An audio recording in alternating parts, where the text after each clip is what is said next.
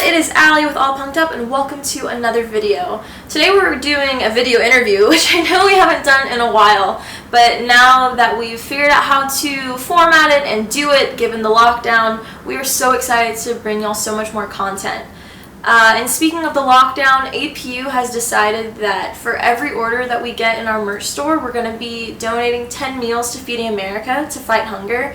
So if you want to give back, if you want to support people that don't have the means to take care of themselves properly during this very harsh time across the nation, across the globe, go to our merch store, buy some merch. Every order, we're donating 10 meals. Help us help others. Simple. On to the video. Hello. Hi. Welcome to the interview. Tell you what, can we hold on a second? My dog's Yeah, it's totally fine. Yeah, so official. Oh boy. Oh, that's a good boy. Oh, that's a lady. Girl. Or yeah, girl. That's a girl. Good... That's Zelda. Hi, Zelda. She's awesome and scared of people. That's a good dog. Yeah. Oh my goodness. Okay. Hello. I haven't seen you in so long. I know. How are you doing? I'm doing great. I live here now. And it's been a weird, wild adventure since leaving Mississippi. Yeah, I believe. But how are you? How are you? Fill me in on your life. This interview is about you, not me. I am a question asker. So yeah, no. How have you been, man? It's been. I haven't seen you since 2017. So fill me in. I think that's probably about right. Okay, yeah. Doing good. So we oh gosh, what's new in my life? I mean, beyond band stuff, it's everything. Yeah. Roughly the same in a good way. Super consistent on that level, but we, since right after the current bandmates and stuff joined in January 2017, we started working on a record pretty quickly after that, and then now the record is done and getting ready to come out. So that's been it's been a long time coming, and we've been working on it for forever. And we put out singles and stuff in the meantime, but it literally is I feel like I've been working on that for, I don't know, my whole life. And now here it is. Ta-da! So, yeah. Here we are. So I remember Empty Atlas, has been a staple part of my time in the South, especially during college.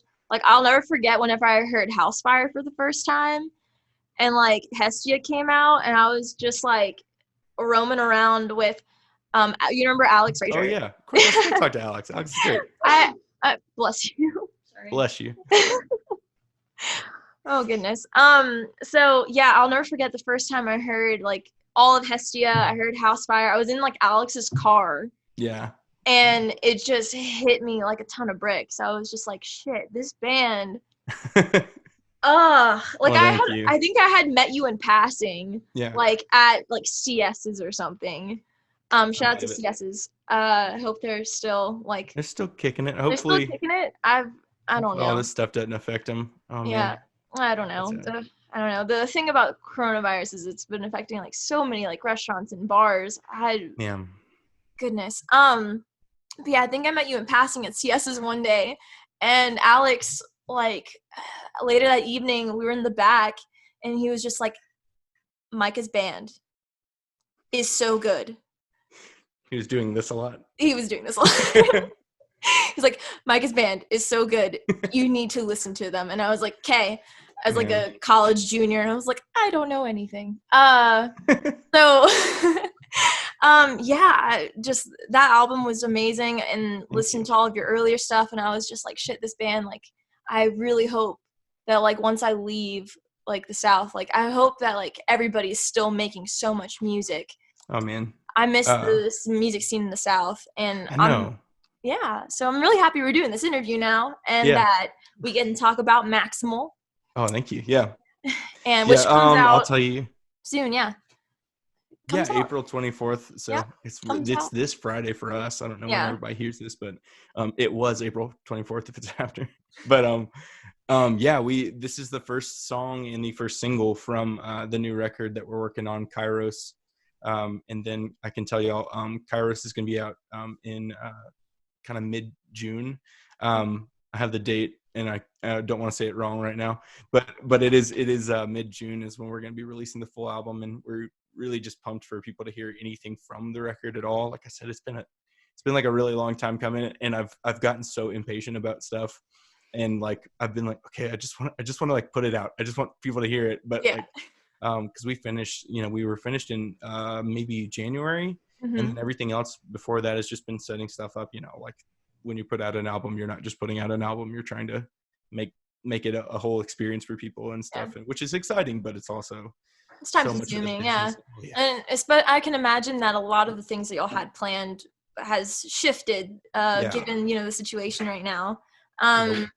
So given what's been going on the past couple months, and for however long it's going to continue, what are some things that you and the boys have been doing to combat it, make sure the singles are getting out, the album's going to get out? What are y'all's game plan right now?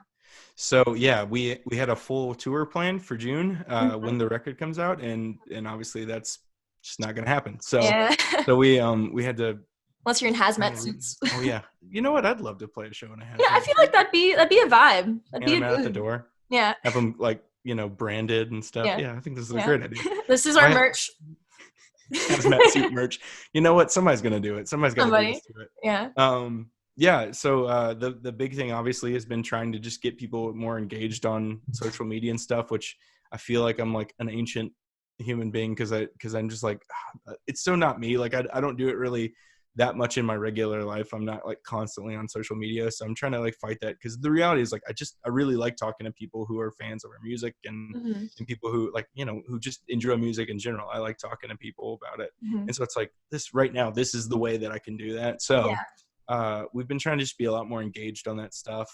We've got a lyric video coming shortly after the new single, and getting all that kind of content ready for people, because it's just I want people to be able to hear it and for them to experience it together, even though we're not together. And as much as like I hate not getting to play live shows and stuff, like I really am excited about the idea that people can listen to it and talk to each other about it online still, and I hope they'll do that. I hope it still can hit people where they are.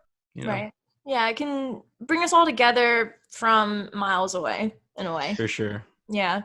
Well, tell me first we'll talk about Maximal first, and then we'll move to kind of whatever teasers you can give about the album, because I know you don't want to give it all away too soon.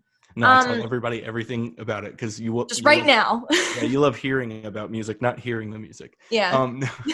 But so Maximal, like I said, that was actually the first song we wrote from the new record, or first song I wrote. It's kind of interesting. I sort of was hesitant to share it with the guys. It's really like deeply personal to me. I mean, a lot of the songs on the record are, that's what you do. But Maximal was one that like I really wrote from a place of I'll start by saying like Hestia, the last full length record that we put out in December 2016 was kind of about like I had just gotten married, and a little while before that and stuff, and I was still kind of figuring out what that was like, and going, okay, well, what's home like? Does this mean I have to sacrifice having a career and following my passion for music, and like kind of realizing, no, it doesn't mean that, and also home doesn't mean the same thing to everybody, and you kind of find what's right. Oh no, wait, shit. Kairos and Maximal are really about the idea that like, you know what, a career doesn't have to be the same thing to everybody. You can make whatever works best for you in your life. And so where Maximal is, it's a little bit tongue in cheek, where it's this person basically saying, okay, but screw every relationship I have in my life and all the people who care about me, because I'm going to focus on what I think is right for myself. And just how that can kind of blow up in your face if you're like constantly willing to make sacrifices, then you can never actually reach what you're attempting to reach. Like there's a line in it that's basically like, but I never set the goal, so it's always out of reach. And that came from a very real perspective of like, well, I got to decide what it's like for me to be making music with my guys and with Empty Atlas, and just, what does it mean to me, and try to find joy, even if it doesn't look, the way that I would love it to. I'd love to be playing freaking arenas for everyone in the world all the time, but yeah, of course. But like, I love writing music and I love playing with the guys I'm playing with. And it's like, if I want to keep doing that, then that's what it should look like. It shouldn't, it shouldn't just be me making all these weird sacrifices until I don't know who I am and I don't know what the music is anymore. So that's what Maximal's about. Right. I think yeah. I think one of my favorite lines from Maximal, because I've listened to it, I think 80,000 times. Don't quote me on that. Well, I think one of my favorite lines was, I wrote it down for this because I wanted to ask you about it, but you also kind of answered my question anyway. Sure. I'm already past 25. My best years are behind me. And then and whenever you sing that line, it just continues to build into like this, like a cloud of just sound, and it just like builds and builds and builds, and then it just cuts off. And I thought that was one, like, really awesome, because you kind of set up a scene for a future that is kind of like unknown in a way. Yeah.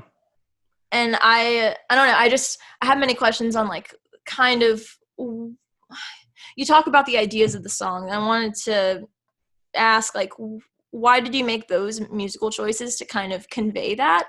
Like, how did you come to the conclusion to convey these ideas, like, sonically? Sure. So I don't know if everybody does it this way. Like, it's not a concept album in the sense of like it's one character telling the same story or anything, but it definitely is like, I write songs to kind of go in a place on the album, and some stuff may shift. Like a couple of the songs shifted order a little bit, but I always envision Maximal as the start of the album. And I'll tell you, like, Maximal is the beginning and Minimal is the ending of the record, and it is very much designed to sort of be like question and answer. And like for me, I was writing it from a place of still trying to figure all that stuff out for myself. And again, it's very tongue in cheek. It's not, I'm not actually willing to like literally, like, there's a line that's like, basically I'll sign freaking any contract you put in front of me. That's like what it is. And I'm not doing that, obviously, but like I wanted to write it from a place of like that weird kind of desperation you can feel when you're like, I feel like this music means something to me, and okay, well, if it means something to me, then how far am I willing to go for it? And so I was asking that question a lot for myself, and I wanted the music to be that too. And you know, sometimes when you work in a band setting, like you'll kind of have an idea of what the music's going to sound like, and you show it to people and you go, I kind of want to see what they think. So all the other guys that I play with, Alex Ingram's our bass player, Robert Curry Hansford's our drummer, and our guitarist is Brennan Michael White. And those guys, all those three names. And so when I showed it to them, I really didn't tell them much about it. I demoed it and then I played it on acoustic for them. And then I just was like, y'all just let me know what you think. We ended up playing it that very first time, pretty much exactly how I had it in my head. And it was like, oh, yes. Okay. So it was pretty fantastic. Like that whole build up and stuff happened where I think that time, like, I don't even think I'd reached that part of the song when I demoed it. So we played it live the exact way that I imagined, you know, us recording it. And it was so cool to have that feeling. And they're just so good at like feeding off of each other as musicians and stuff. So I'm really glad it came out the way it did, but it is definitely designed to feel tense and unsure and like, there's a couple of different songs that kind of build off that feeling and kind of answer it in a different way, but yeah. Yeah, speaking of Brennan and Alex and everybody that's been like, and feeding off of each other musically, I feel like since the last time I've seen y'all play, which again was many years ago, I feel like Empty Atlas has a more like concrete identity with its members, and like and musically it feels more concrete too. Not saying that before it was like shit or whatever, but like now no, back then it was amazing, and now it just feels like it feels like a more, I don't want to say mature because it doesn't sound right, but it just feels like everything just fits more like in place. I get that for sure. I mean, part of it obviously is just being able to play the same group of guys for a long time. Because the cool thing is, so Alex Ingram and I had been playing together. He was playing guitar for me on a couple of the very early tracks that I did. And then he moved to Nashville and was gone for a long time. And he happened to be moving back like right when I was looking for a bass player. Bobby was playing with a different band, and we played together maybe like a month or two. I think Yeah. no, it was in November, and then he joined the band officially kind of in December. So it was like we had just met before that and stuff, and I was actually kind of looking for just a part-time drummer at the time and going, I'll just kind of see where it goes. Yeah. And then it was like as soon as we started playing with all of our current group and stuff, it was like, oh my gosh, this is what the band is, obviously. Yeah, this just makes sense. Yeah. Yeah, and they're truly like some of my favorite people in the world to hang out with, and it's like that's really what I want anyway. Like that's how you find joy in anything, is like surround yourself with cool people who you actually want to spend time with. So I hope all of that comes through in the music. Like I feel like they've given me a lot of freedom to be more creative. It's not like an experimental record. Like I'm not trying to be like I'm gonna totally reinvent everything in music, and then you hear it and you're like, that's something. Yeah. but like they gave me a freedom to take it in different places. And you know, before I was a little bit limited by who I am, and I was making music by myself, and it felt like it. As much as I loved playing with the other guys I was playing with before too, they're good dudes, but it was definitely a part-time thing for them versus for me. It was like, this is what I love doing, and that's what I want to do. But playing with the current group, it's like, it's just so clear who we are as individuals and as musicians. And when we're playing together, it's like, oh, that's the identity. It's like, I truly love that. Like Brennan is such a different guitar player than any of all the guys in the band actually play guitar. But Brennan brings in his own identity to it, and it's still like, it's so part of Empty Atlas now. And I just love that. And this record is going to be like the clearest example of that. So I don't mind saying maturity, because I really do think some of it just comes with like us playing together and getting used to it.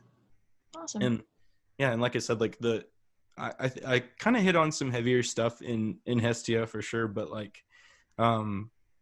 this whole record was really like, I don't know, like I don't want, I'm hesitant on like the emo kind of stuff, because I don't want to sound like it's like some kind of super sad all the time, but I felt like I was able to tell some stories that maybe I wasn't feeling confident in before, and it just comes with playing with dudes that I just know are going to be there and make it sound cool. So I really enjoyed it. Maybe emo isn't the word to use, even though like I feel in the past, and like we've talked about it before, like, always being huge fans of that music and being inspired by it. Maybe the better word to use is just like comfortableness to vulnerability. Yeah. And like I'm not scared of emo in terms of like, I think there's some great emo bands. I just think that comes with like, I know what that sounds like, and I'm like, I don't think we fit that in that way. But I definitely can identify with like the idea of like, you can be super vulnerable, and you can just be honest about what you're going through, and I hope all of our music feels like that. Yeah, totally. Yeah. So speaking of emo music though, to segue the conversation to just like more general, how are you doing, what are you listening to, general stuff. So right now APU is doing a 7-day song challenge. That took so long to say. Jesus. You got there. We got there. So today is day 2, because today is Tuesday the 21st. And today it is what early 2000s what song from the early 2000s do you feel like is still a bop today? Oh man, go give me your top 3. Well, okay, so like I've listened to Copeland all the time and stuff, and they're like 2005, 2006. I mean, I guess it's mid 2000s ish. But like I still love a lot of their first record. There's a song off of Beneath Medicine Tree called Coffee that like still I wake up singing that song all the time. It's so many, I'm so terrible with dates that I'm afraid I'm going to say something that I was like, no, that came out in 2012. But like that's when I love. Oh man, I wish I could remember things. I'm glad I'm not the only person who sings when they can't think of things. Yeah. I'm just like, I don't know what this is like. I do that probably too much. No, man, I'll catch myself doing it like when I'm on the street, and I'm just like, oh god, these other people next to me on the sidewalk probably think I'm crazy.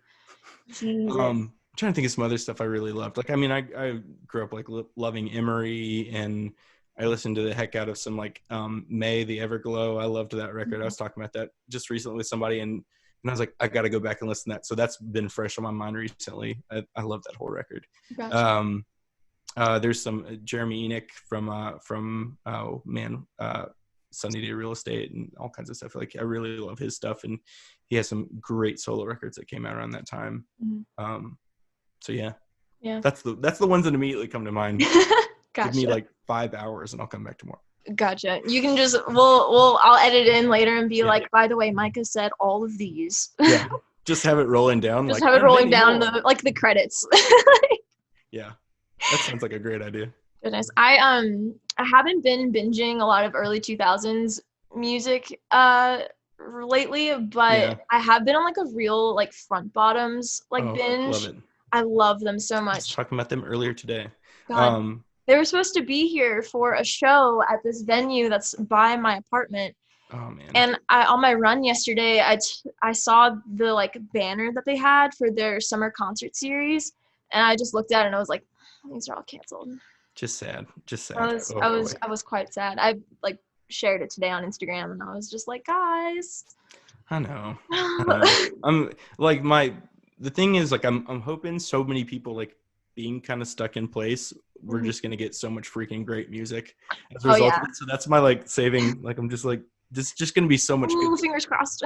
Yeah. Oh man. I can imagine. There's already been like so much music released. I know. Goodness. That's what we were actually like hesitant to put out our record. At some point, like it just became like it's got to come out eventually. And I was like, I kind of hate putting it out in the middle of all this stuff. Not even because of our plans and stuff already, but just because it's like, I feel like it's weird to throw like music into this, you know, but at the same time, I'm like, I hope it's going to be like an escape for some people and get you in a place where you really need it. But it's weird to put out music. I can only imagine if like a giant label putting out something right now going like, I don't know if this is smart or if this is just a thing we're doing. I don't know. I think I think part of it, I think there's people who want to capitalize on, you know, the fact that everybody's stuck in their homes and don't really have too much to do. But I think also on the other hand, it's like, well, people are stuck at home. We don't have anything to do, so might as well just do it. Yeah. I don't know. Like, there's clearly people who are like just want to profit, and then also people who are just like, Yeah. We just do it. The reality for us is like it was always designed to be like a summer record, and we were gonna put it out the first week of June, and then it just became clear it's like, okay, with all this stuff going on, we kind of have to shift it a little bit, but I also didn't want to. I don't know. I don't want to do that thing. We're not Justin Bieber where we can put out, you know, a single every week and you'll just every one of them will go on the radio or something, you know what I mean? So it's like I don't want to just make people wait any longer. And not that we've got the masses clamoring for our album or anything, but you know what I mean? Like we're really excited for it and we've shared it with a lot of friends just in terms of like letting people know it's coming and I'm ready for people to hear it and I hope that everybody loves it and stuff, but either way I'm just excited for it to be out in the world. And I don't know, I've felt super bummed. I know I'm not alone in that, but like I've kind of been in my head about a lot of this stuff and it feels weird to be stuck in home all the time and like I've been writing a lot, so that's the cool part, but that's productive. That's good. Yeah, but I'm just ready for like some cool experience we can have together, and I hope the record can kind of be that for a few people at least. I'm sure it will be. I know it definitely will be for me, because I mean I get homesick more than I like to admit, and whenever I do, I'd like to put on like a lot of music from like the local bands from, you know, my time in Jackson, my time when I lived in, you know, Baton Rouge, and like it just reminds me of, you know, a different time, and I don't know, it makes me feel like I can go back one day, even though I don't feel like I'll be going back to the South anytime in the future. Yeah, it's so weird that you don't want to just like get on a plane right now. Yeah, weird. But no, it's I mean, I absolutely get that. There's definitely like I grew up in Baton Rouge too, and there's like old records from bands. Like I grew up loving As Cities Burn because they were like the local band when I was there. And so like I still will put on some of their early stuff just to be like, hey, my old, that was like some of my first shows ever. Yeah. I remember my first show ever that I went to voluntarily, because I do remember being like 5, and my older sister Camilla really wanted to go see Aaron Carter. Yeah. I remember being 5 and there. But my first like show that I like needed to go to was X Fest. Oh yeah. And like it was the year that MCR was the headliner. I've told this story many times this week. I don't know why. It just keeps coming up. Just keeps coming up in conversation. Yeah, it was MCR was the headliner, and it was the local was Merriweather, which was like huge. I remember them. Yeah, absolutely. I think I follow Andrew. He's the lead singer. I think I follow him on Instagram. I think that they're doing music again, which makes me like super happy. My friend Andrew Gaultier played for them for a little bit. He's been playing with like He Is Legend in the last few years and stuff, and some other country acts and stuff, but he played for Merriweather for a bit, which was funny because it was like, that was one of the bands that was big while we were there. And then now I was like, my friend played with them. That's weird. Like it just happened later. I don't know. My sister, like she just heard that we were talking about Merriweather, and she just did this. Hey, yeah. She's like, yeah, for sure. Say hi, Victoria. Hey. Hi, Victoria. I'm a girl in Mexico. Goodness. So yeah, anyway, it was Merriweather. I don't remember who came after them. It was such a long time ago. And then I remember Finger 11, Story of the Year, Atreyu, and then it was My Chemical Romance. And I was just like, yes. That's the most 2000s lineup that ever existed. It is. I don't know what else is early 2000s. Yeah. That all counts, though. Yeah, it all counts. Yeah. But yeah, fuck. There was a point I was gonna make about that story, and I don't know where it is now. The point is gone. Gone point. Huh? I said gone point. Oh, no. Sorry, my sister is warning me that my battery is really low. Okay, so I'm gonna ask like 2 more questions, and then we'll get into like wrapping things up. So 2, how are you, other than, being creative, focusing on album stuff, focusing on writing, what other things have you been up to like in your quarantine? Like have you taken on new hobbies? Do you find yourself doing like coming up with new activities? I've seen on TikTok this family made the quarantine Olympics. Oh man, it was the funniest shit ever. So that is way more creative than I've been on that level. Like I've been trying to keep myself occupied in weird ways. Like me and my wife made pasta the other day for the first time, and I did so badly. By scratch? Like There's a show on Quibi called Shape of Pasta that is like super heartwarming. If anybody wants to try that out, go try it out.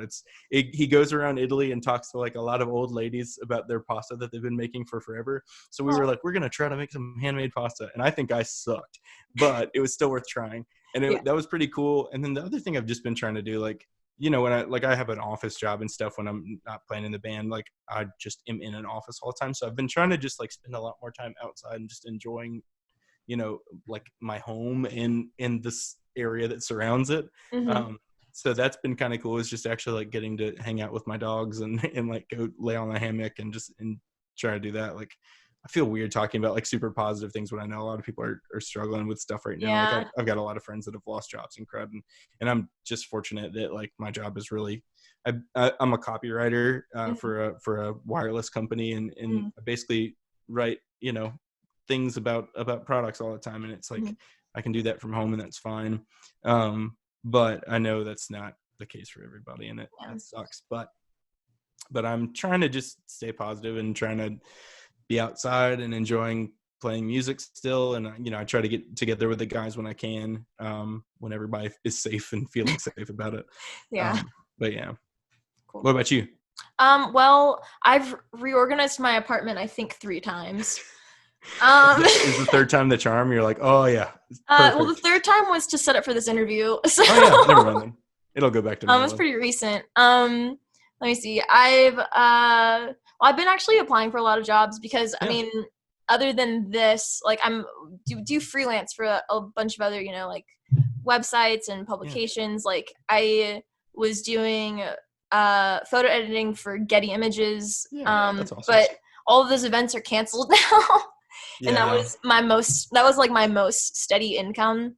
So now it's just a matter of, well, I'm just gonna I guess, focus on the things that I love to do, like APU and like my own YouTube channel stuff and like my own like playlist and music endeavors. But when it comes to like things that actually pay you, you know, I mean, I'm just doing that one step at a time, one day at a time, doing whatever I can. So like I know I'm not like I don't have it the worst, and I always, if I ever feel frustrated, or if I ever feel like just really like honestly, like there have been days where I've been like straight up depressed about it, but you know, then I realize, wait, but dude, you have it so much better than other people, and you need to keep that perspective when it comes to the things that you're working on, because other people are just like not doing great right now. Yeah, so I mean, I'll say this though, yeah. like I, as much as like I do think there's something super important about having that perspective, like I think everybody is struggling. Like I've kind of been annoyed by like how many people have been like getting down on anyone else who is like, hey, I'm kind of struggling with being stuck at home and I'm feeling depressed. And they're like, you have a job. And then like, I'm like, I understand. Like I get that instinct, but it's like, it really does suck for everyone. And like, I don't like the no idea one is having a good time right now. And if you are, I don't get how. Like the people, I don't understand how, who are like quarantined on yachts. I don't understand what's your life. But I don't know. I just think there's something so sucky about the idea of like you're not allowed to feel anything, because you're totally allowed to feel what you feel. Like I just think that's, I don't know. I think it's okay like to be sad about this and to feel like that stuff. But I also agree with you, like having that perspective of just like, hey, I know people are struggling, and helping where you can. Like I've been trying to give more, because again, I'm super lucky that I've got a job that can still exist at home. So we've been trying to give more and stuff like that and help out. It really sucks for our guitar player.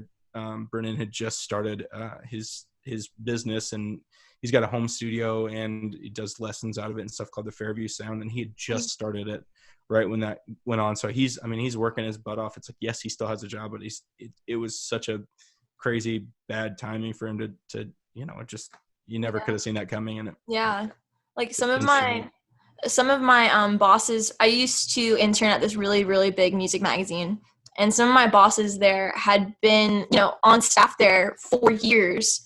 And I found out like a week and a half ago that a bunch of people just got laid off, and I was just like, shit. Yeah. Oh God. So I think what's important, it's okay to feel what you feel, but not to dwell in it. Because when you dwell in it, it just doesn't really help yourself. It doesn't help anyone. Yeah, I think it has to be a balance of allowing yourself to feel what you're feeling, but also, you know, acting and trying to do something, you know? For sure. That's like the best way I can phrase it. No, I absolutely get you though. Yeah. I think that's 100% true. Is like at some point you really have to find the balance for what your life can look like in this, because we don't know, this is going to go on for a long time. Yeah. And concerts supposedly aren't going to be happening, like festivals and like big concert tours aren't happening until like fall 2021 apparently. So it's hopefully it can, you know, be much sooner than that. But yeah, I think it's going to be a crazy time for however long it's going to be. Yeah. Hopefully short. Hopefully short. Yeah. Hopefully short, but definitely not too short, because I want to make sure everybody's healthy. Not and there's no more waves of people getting sick. Yeah, please, like, I'm going to make a political statement here and just say, hey, freaking stay in your house until we're short. So stop all the people who are protesting and stuff. That's weird. Yeah. I normally don't get super political, but like, stay home. Yeah. If you see me right now, stay home. Wash your hands. Be nice. Yeah. Use common sense. Seems easy enough on that level. Yeah. I don't know. My hair is all shaggy and stuff too. I need a haircut so bad. My hair is so long. It like, I can almost sit on it. Like it is like, it gets, whenever I play my ukulele, it gets caught in the strings. Just like weaving it between It's just like getting braided into the nylon strings. Oh man. Jesus. Okay. Okay. I think my camera is like about to die. So let's make sure we get. Huh? Uh-oh. Uh-oh. What? There's an uh-oh. There's an uh-oh. Oh no. What's the uh-oh? What's the uh-oh? Did it turn off? Yeah. It's okay. We're also recording this Zoom chat, so it's fine. Cool. So last question. Do you have any shout outs you want to give? Do you have anybody that you want to like thank for like for like being like a fan or like a stan along your journey in Empty Atlas? Like shout outs, socials, go ahead.